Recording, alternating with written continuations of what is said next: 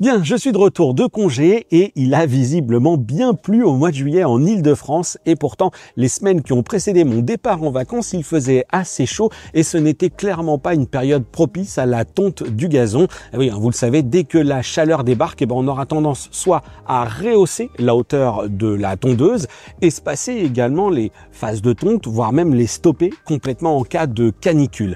Et là, c'est la première fois que je reviens de vacances et que ma pelouse est verte dans cet état-là. Donc c'est un peu dommage pour ceux qui ont passé un mois de juillet un petit peu sous la pluie, sous la grisaille.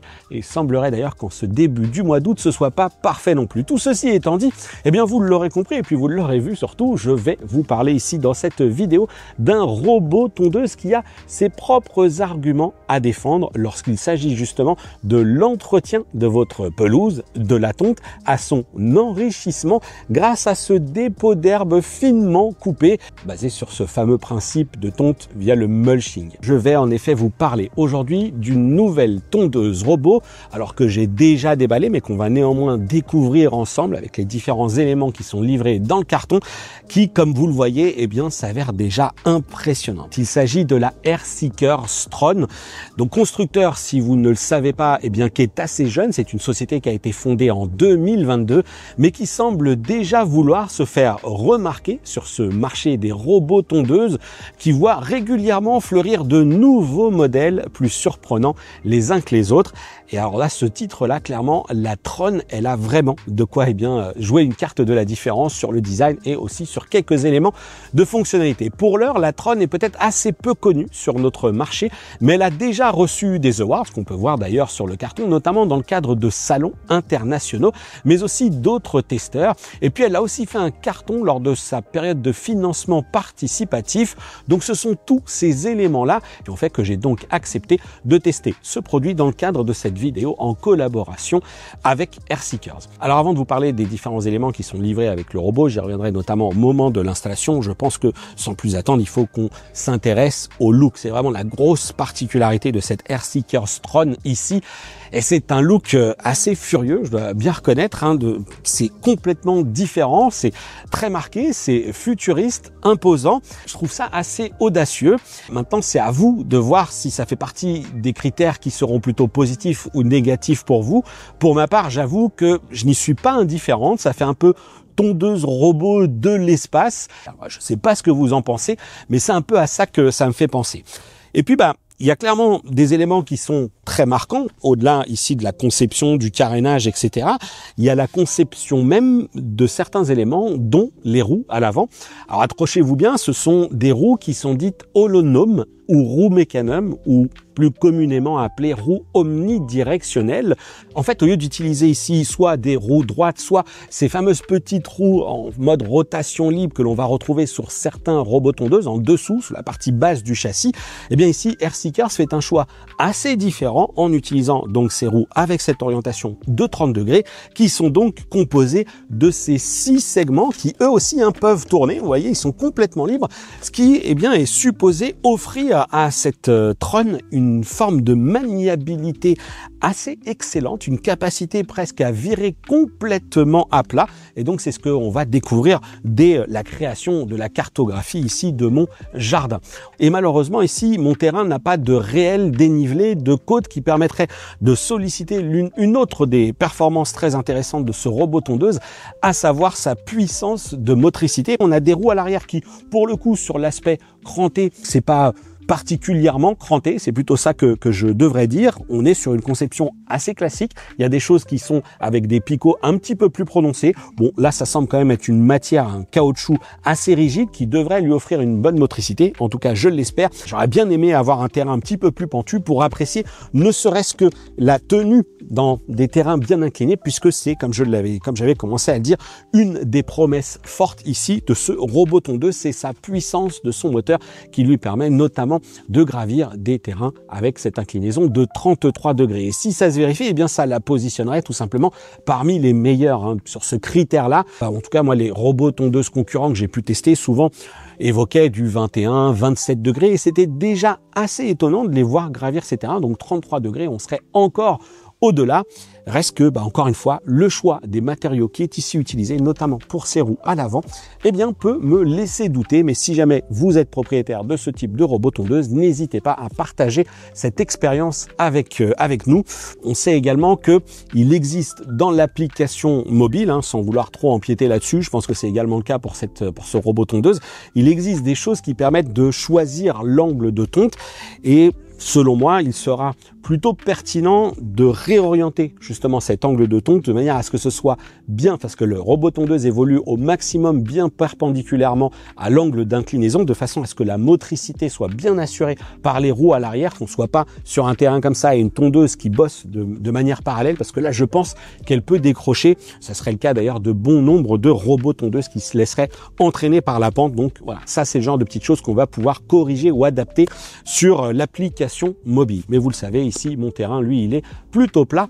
Outre cette promesse de performance, il y a la polyvalence assurée par tout cela, et c'est un autre détail intéressant qui concerne la hauteur de garde au sol. Elle est ici de 6,5 cm, ce qui pourra s'avérer important si la tondeuse doit évoluer sur un terrain avec des creux, des bosses, ou en tout cas avec un relief assez important, des défauts même sur le terrain, et des terrains d'ailleurs qui seront immenses, puisque AirSeeker nous indique que ici la Tron est conçue pour couvrir une superficie de 2400 mètres carrés, à condition bien entendu de lui laisser le temps de faire sa recharge ou alors en procédant au changement de batterie. En effet, c'est l'un des atouts aussi de ce produit qui propose tout simplement une batterie amovible, batterie de grande capacité puisqu'on est ici sur 15 ampères-heure et elle peut être démontée sans aucun outil. Alors sans surprise, la batterie c'est un élément qui a un coût, vous en avez une de livrée, mais si vous souhaitez en acheter une seconde, eh bien il faudra compter 299 €, c'est le prix qui est affiché sur le site du constructeur, et il faudra aussi, si vous le souhaitez, ajouter le prix du chargeur secteur qui est lui assez raisonnable, il faut compter 39 €.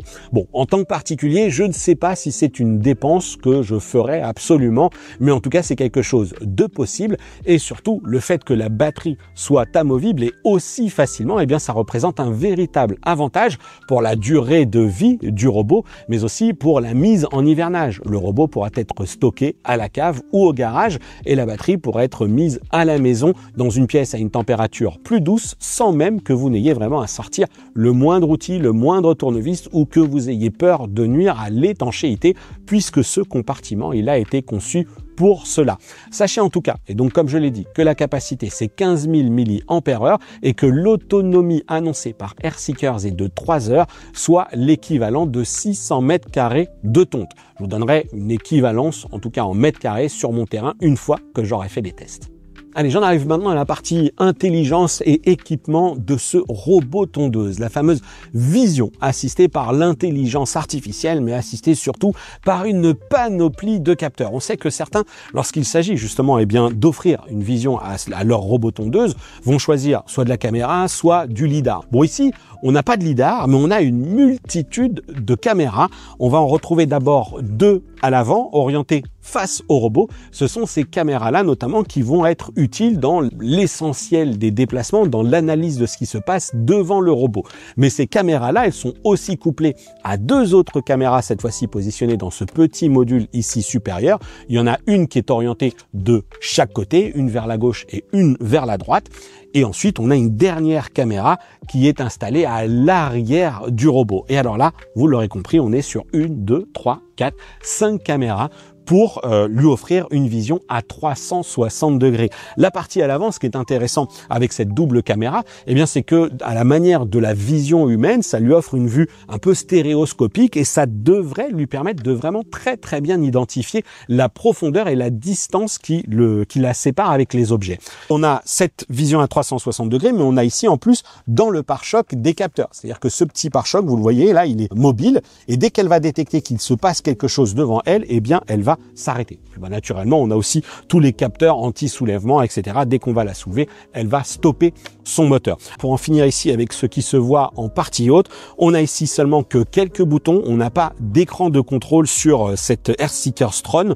On a un bouton de mise en marche, un bouton pour déclencher la tonte, un bouton de mise en marche qui est d'ailleurs aussi le bouton OK, un bouton de rappel à la base et un bouton stop pour l'arrêt d'urgence. Il y a un autre petit élément cette fois-ci qui est dans une toute petite cavité avec ces deux petits picots qui est tout simplement l'intégration d'un véritable capteur de pluie.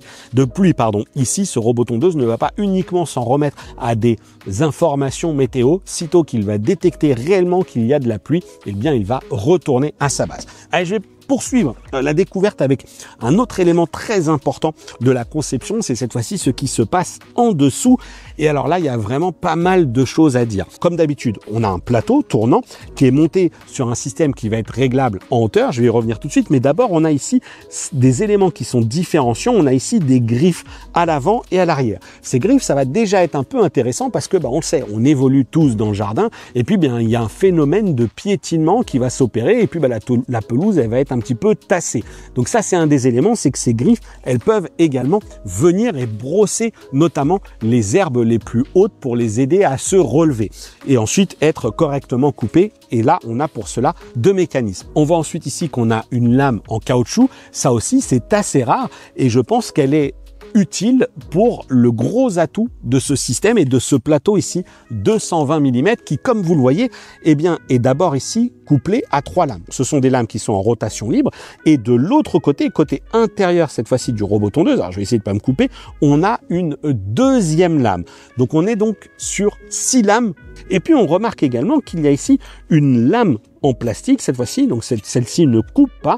On en a également une autre ici en partie basse et c'est toute cette conception qui va faire que lorsque le plateau va tourner très vite, ça va créer une forme de phénomène d'aspiration.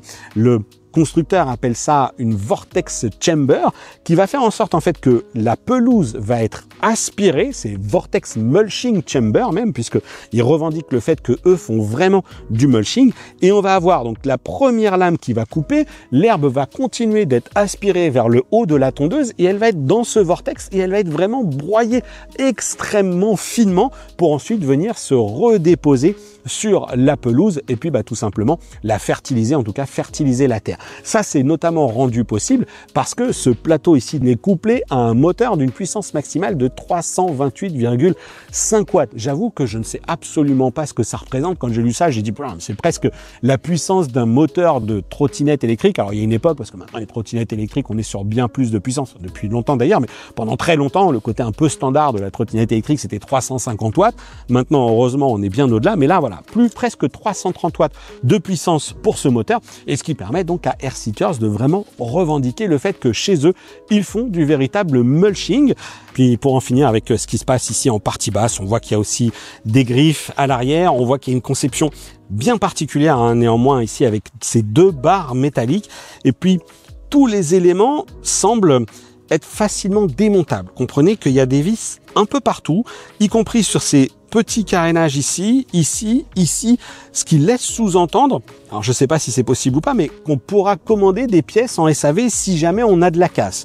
Ces deux barres métalliques également laissent sous-entendre que le phénomène d'aspiration avec ce fameux vortex chamber est aussi pris en compte et protégé avec ces barres métalliques qui va peut-être éviter que des choses viennent se glisser en dessous, créer de la casse tout simplement. Donc ça doit être pris en compte dans la conception. Et puis comme vous le voyez, c'est un robot tondeuse aussi là depuis tout à l'heure qui est positionné ici à la verticale parce que c'est un robot tondeuse qui est assez imposant et qui va pouvoir comme ça être entreposé au moment de l'hivernage peut-être un petit peu plus facilement, parce que quand il est posé comme ça, peut-être que vous n'allez pas trop savoir où le mettre au garage, à la cave, etc. Et que comme ça finalement il prendra peut-être un peu moins de place. Et puis l'autre avantage, c'est qu'une fois qu'il est disposé comme ça, avec le jet d'eau, on peut aussi plus facilement le nettoyer, se tenir un petit peu à distance. Attention, nettoyage jet d'eau à l'eau claire, on n'est pas là sur du nettoyeur haute pression, naturellement comme à chaque fois pour les robots tondeuses. Bien, j'en ai fini avec les présentations et je vais désormais passer à l'installation de la tondeuse, installation de l'application mobile et création de la cartographie. Mais avant cela, vous le savez, il faut quand même que je vous parle de son prix. Il est de 2099 € sur le site du constructeur au moment où j'enregistre cette vidéo. Néanmoins, je vous mettrai en fait en description des liens vers d'autres d'autres boutiques qui vous permettront d'acquérir ce robot à moins de 1600 voire moins de 1300 € en fonction de vos préférences. Bref, on est quand même bien là sur un robot tondeuse haut de gamme, tant par son équipement technologique, avec les nombreuses caméras par exemple, mais aussi mécanique, un moteur puissant de rotation, un large plateau de coupe avec 6 lames, un ajustement en hauteur d'ailleurs qui est motorisé, je vais y revenir, ou encore sa grosse batterie amovible. Et puis bien entendu cette conception en dessous qui est vraiment bien spécifique, avec cette promesse qui est dans l'ensemble de couvrir une très large superficie de tonte. Maintenant, on va passer dans le dur, on va installer tout ça pour voir comment ce Airseeker Tron s'en sort. L'installation physique de la tondeuse est assez simple et ne réserve aucune surprise. J'apprécie la conception de la station d'accueil qui dispose d'une trappe pour renfermer la connectique, même si celle-ci est étanche, c'est toujours une sécurité supplémentaire. L'alimentation de la tondeuse est assurée par ce gros bloc secteur qui ne dispose que d'une longueur totale de câble de 2,20 m, bloc secteur compris. Je regrette que Airseekers n'ait pas prévu de patte de fixation pour ce dernier. Cela aurait permis, par exemple, de l'accrocher en hauteur pour ne pas qu'il soit exposé à de potentielles projections de pluie ou carrément qu'il ne barbote dans une flaque d'eau, de la terre boueuse, mais là, tout dépend de la configuration de votre installation. Autre bon point, la base est compacte, et si, comme moi, vous décidez de l'installer sur une parcelle de votre pelouse, alors cela ne dégradera qu'une petite surface de celle-ci. Son emprise au sol est d'environ 38 par 52 cm. Pour la fixer, le constructeur livre des vis en plastique, un système de fixation des plus classiques sur ce type d'appareil. 4 sont nécessaires, mais vous en aurez 6 de plus dans la boîte en cas de casse. Une fois en place, celles-ci sont assez robustes pour accueillir la Tron dans une manœuvre de marche arrière à laquelle il faut d'ailleurs laisser un peu de place. Le positionnement est assuré par la caméra située en position arrière sur le robot qui lit le QR code présent sur la base en plus de se faire guider par le système de positionnement GPS.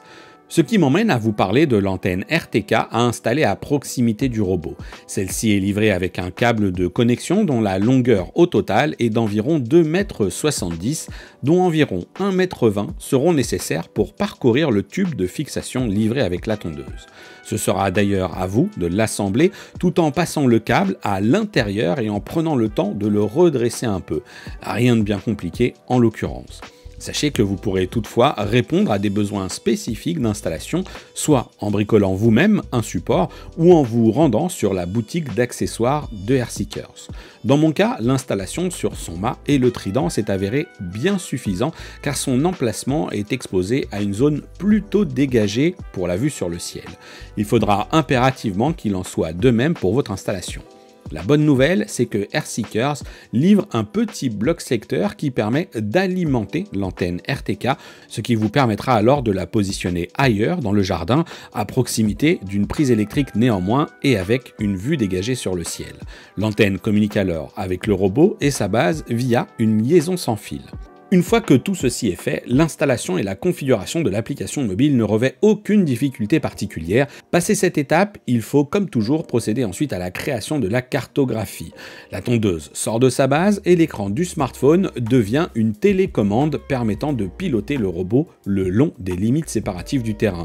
L'opération prendra plus ou moins de temps en fonction de la taille, de la géométrie, mais pas seulement. En effet, en l'état actuel des choses, comprenez sous son firmware en version 1.0.56 qui régit son intelligence, il m'aura fallu également marquer manuellement les obstacles sur le terrain. C'est une première, car les autres robots testés ont toujours reconnu les troncs d'arbres ou encore les poteaux de corde à linge. Avec 5 caméras intégrées qui lui confèrent pourtant cette fameuse vision à 360 degrés, je ne m'attendais pas à ce que cela soit nécessaire avant de le constater lors de la première tonte. J'aurais certes apprécié ne pas avoir à le faire, mais après tout, on peut toujours se réconforter dans le fait qu'on ne le fera qu'une fois, et puis nul doute qu'avec un arbre de plus gros diamètre, le robot aurait identifié ces obstacles. D'ailleurs, en fin de phase de tonte, j'ai également reçu des photos prises par les caméras lorsque celles-ci ont identifié des obstacles pour me proposer de les ajouter automatiquement comme des zones interdites. Rien pour nos arbres, mais un massif d'herbes hautes a bien été identifié. On peut peut-être considérer qu'un massif de fleurs sera lui aussi évité. Délimiter le terrain, ajouter ces zones interdites ou créer des chemins d'accès qui mènent aux différentes zones de tonte sont donc plus ou moins aisés pour une autre raison: la sensibilité des commandes. Alors que j'utilise pourtant un Samsung Galaxy S24 Ultra avec un large écran, les commandes sont assez difficiles. C'est un point que j'ai d'ailleurs partagé avec le constructeur en lui suggérant de proposer une vitesse de déplacement plus lente et des rotations beaucoup plus progressives, car compte tenu de la puissance de motricité, toute manœuvre précise s'avère un peu complexe. Rien d'insurmontable, mais c'est là un point qui peut facilement être amélioré par les équipes de Airseekers avec lesquelles j'ai longuement échangé durant les tests. Il me semblerait par exemple plus judicieux que ces joysticks virtuels sur l'écran soient flottants, ce qui permettrait de positionner les pouces n'importe où et de contrôler plus précisément le robot. Tout ceci peut naturellement évoluer par le biais de mises à jour et c'est selon moi plutôt souhaitable pour profiter au maximum des performances annoncées pour la Tron qui, je le rappelle, est supposée couvrir une surface de tonte de 2400 m² avec la création possible de 20 zones différentes. A noter toutefois que j'ai eu l'étonnante surprise de lire sur le site du constructeur que la tondeuse est recommandée pour une superficie de moins de 1000 m². C'est étonnant et j'ai demandé à la marque une explication que j'attends encore. Surveillez donc le premier commentaire épinglé. Étape suivante, s'assurer que le terrain est dégagé de tout autre obstacle avant de déclencher la tonte en prenant le soin en préambule de définir quelques paramètres dont la hauteur de coupe. Et c'est justement un des points forts de la Tron qui propose une gestion de la hauteur motorisée offrant une vaste amplitude de 30 à 90 mm réglable par palier de 1 cm. Toujours dans ce qui semble être une phase d'apprentissage pour Airseekers, on peut justement remarquer une ergonomie perfectible des menus de l'application, en tout cas dans notre version française. C'est par exemple sous cette icône, qui fait plutôt penser à celle d'un agenda, qu'on retrouve l'accès au réglage de tonte, la hauteur déjà évoquée, mais aussi le choix de l'angle de coupe, du mode de déplacement ou encore de la densité de la pelouse, la cinématique des demi-tours évoquée également, ou encore l'activation et la désactivation des fonctionnalités d'intelligence artificielle. Si celles-ci sont désactivées, alors seul le capteur présent dans le pare-choc permettra au robot de détecter les obstacles. Vous pourrez tester les différentes options, mais je vous recommande surtout d'être attentif à la cinématique de demi-tour. Comme je l'évoquais en introduction, le moteur en position arrière avec ce mécanisme de double entraînement peut faire tourner les roues arrière dans des sens opposés. Ajoutez à cela des roues avant omnidirectionnelles et la Tron peut en effet virer à plat. Le sujet, c'est qu'elle pèse une vingtaine de kilos et que ces roues arrière, qui me semblaient pas si crantées, eh bien finalement le sont suffisamment pour attaquer un sol un peu meuble. Un sujet que j'ai totalement résolu en demandant au robot d'opter pour des demi-tours sous le mode virage en queue extérieure. La manœuvre est beaucoup plus douce et l'herbe ne semble plus souffrir. En tout cas ici sur mon terrain où la terre est parfois légère en surface. On retrouve aussi d'autres modes appelés virage circulaire, virage sur place ou encore virage en queue de poisson intérieur. Il est clair que du travail reste à faire sur la traduction, mais la différence est bien réelle dans la manœuvre qu'opère le robot. Dans son exercice principal, à savoir la tonte, la Tron s'en sort correctement. Son plateau à double lame fait son office et je ne retrouve que très peu de traces d'herbe coupée, mais tout dépendra de la hauteur et de la densité du gazon, bien entendu. Selon mes premiers constats, il semble que dans de bonnes conditions de tonte, le phénomène de vortex maintienne bel et bien les herbes en suspension pour les couper finement avant de les disperser sur le sol. Mais j'ai aussi pu remarquer sur une tonte la semaine suivante d'une herbe ayant déjà souffert de la chaleur et donc plus raide, que cette fois-ci le phénomène est moins valable, les projections sont visibles, y compris sur les flancs de la Tron.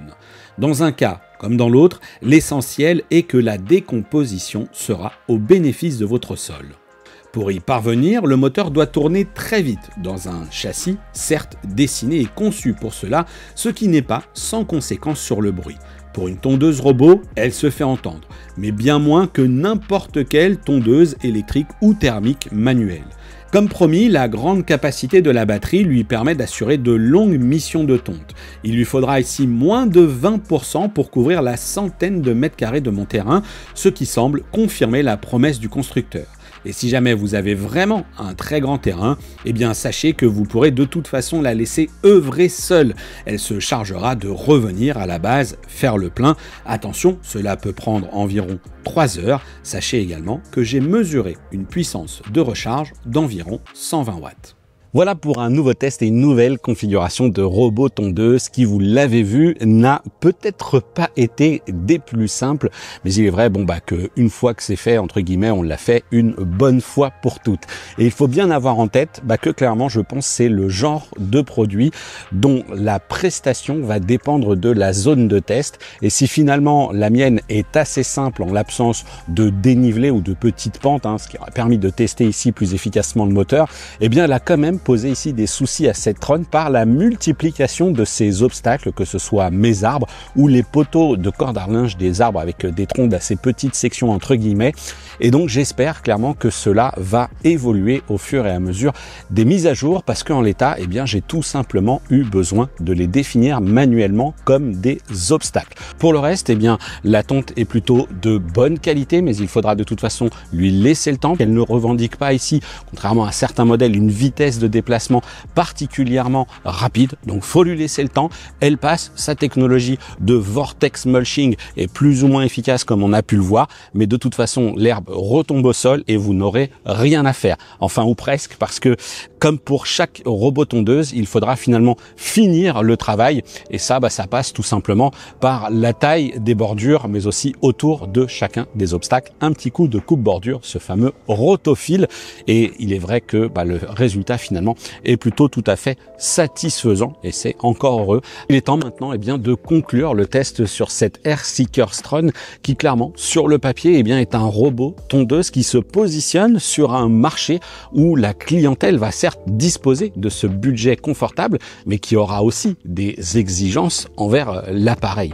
À 2099 €, quiconque dressera une liste des modèles concurrents va se rendre compte qu'elle s'oppose à des constructeurs, des modèles des constructeurs de renom, Navimo, Mamotion, Ecovacs ou encore Dreamy, et on pourrait du coup constater que la Tron est finalement dans une bonne moyenne sur le prix et très bien placée même si on met bout à bout ses nombreux atouts, ou en tout cas ce qui devrait en être. Je pense notamment à la conception, le look bien entendu, conception que je peux désormais qualifier de robuste maintenant que j'ai testé le produit, la puissance de coupe, son mulching original, performant, ou encore sa bonne motricité. Tout ça, c'est des atouts que j'ai pu apprécier, vérifier, et la motricité d'ailleurs parfois peut-être un peu trop. Et le vrai autre atout, c'est cette batterie amovible de grande capacité par ailleurs. Donc on a un robot tondeuse qui est polyvalent, endurant, et je l'espère du coup avec une bonne durée de vie, notamment en lien avec cette batterie, et je l'espère aussi avec le suivi logiciel. En conclusion, Airseekers, comme je l'ai dit, est une jeune entreprise qui détient ici un robot tondeuse qui ne demande, je pense vraiment, qu'à mûrir par le biais de ses mises à jour. Et pour le coup, j'espère vraiment que les nombreux échanges que l'on a pu avoir au quotidien avec les équipes traduisent cette volonté d'aller vers quelque chose de mieux, et que tout cela portera ses fruits, parce que pour ma part, j'en attendais mieux de cette technologie de vision d'intelligence artificielle par le biais de ces caméras à 360 degrés. Mais je le redis, aucun doute que la base technique est là. Il ne reste plus maintenant qu'à l'exploiter, et puis il ne vous reste plus aussi qu'à vous exprimer. La balle est dans votre camp. Qu'avez-vous pensé du style étonnant de ce robot tondeuse? Seriez-vous prêt à craquer pour ce modèle, pour tondre un espace immense jusqu'à 2400 mètres carrés, car c'est sans doute pour moi dans cette configuration que celle-ci s'exprimera le mieux, grâce notamment à quelques fonctionnalités logicielles bienvenues. Il me reste maintenant encore une fois plus qu'à vous inviter à vous exprimer dans la partie commentaires. Pourquoi pas aussi partager votre expérience si jamais vous avez ce robot ou avec un autre robot tondeuse. Peut-être même faites-vous partie de ceux qui ont participé au financement participatif du lancement de cette Airseeker Tron. Et bien maintenant, c'est à vous de vous exprimer. Quant à moi, si le robot tondeuse reste dans le coin, je n'hésiterai pas à vous faire des retours si jamais je reçois des mises à jour significatives.